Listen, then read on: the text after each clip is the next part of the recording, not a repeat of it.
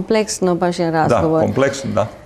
Privatizacija, imate ovako, znači imamo nekoliko tu dijelova razgovora. Jedno je privatizacija, drugo strani kapital, treće je što ostaviti u državno vlasništvo. Znači, počnemo od privatizacije.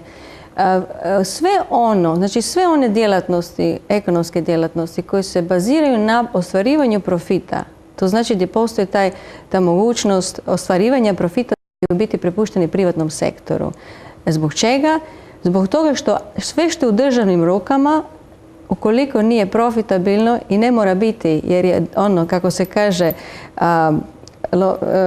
uvijek se može naći novac poreznih obveznika i ubaciti u firmu koja nije profitabilna. A država nije vlasnik. Znači ona troši tuđi novac, koristi tuđi novac, troši tuđi novac i u biti u jednoj tvrtki koja je u državnom vlasništvu nikoga nije briga da li ta tvrtka radi s profitom ili ne. Jer uvijek će se naći novac poreznih koji će se ubaciti u tvrtku.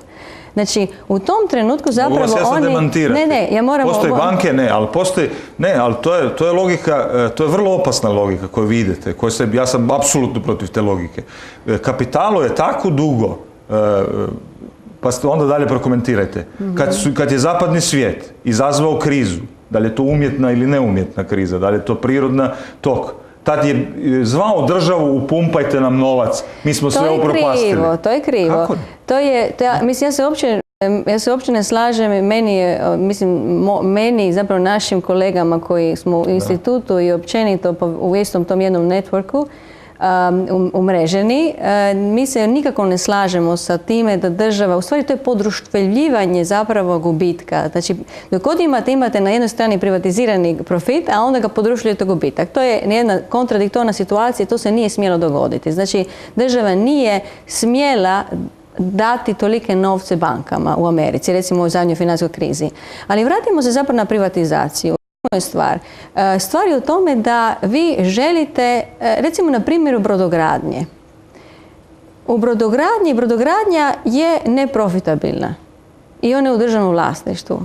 I oni ostvaruju ogroman gubitak i nemaju pravi menadžment. I niko ne vodi račun o tome i uvijek će se gurati novac poreznih obveznika.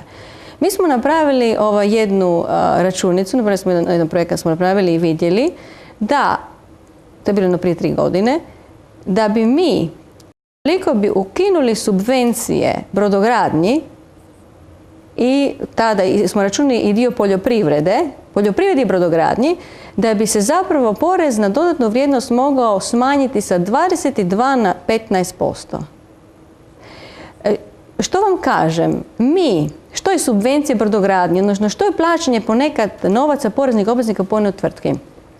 Mi, siromašni građani Hrvatske, plaćamo bogatom stranom brodovlasniku da kupi naš brod. Mi njemu dajemo novac, kupi naš brod, jer ga mi ga ne možemo proizvesti profitabilno. Ali to je sve tako. Ali nije sve.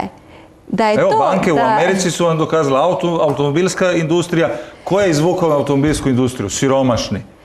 Da, ali nisu trebali. Ja se ne slažem, mislim, nemojte pretpostaviti da ja zastupam američki model. Ali onda nema liberalizma koji vi govorite. Novi Zeland je recimo jedan od primjera od zemalja koji imaju takvu jednu liberalizam. Ja ne bih koristila te termine uvijek liberalizam. Recimo, što je kompatibilno? Demokracija može biti kompatibilna samo sa kapitalizmom. A zašto? Jer je zapravo ekonomska sloboda preduvjet političke slobode. Da, samo u toj ekonomskoj slobodi treba biti ugrađen i radnik. Jer nema kapitalizma bez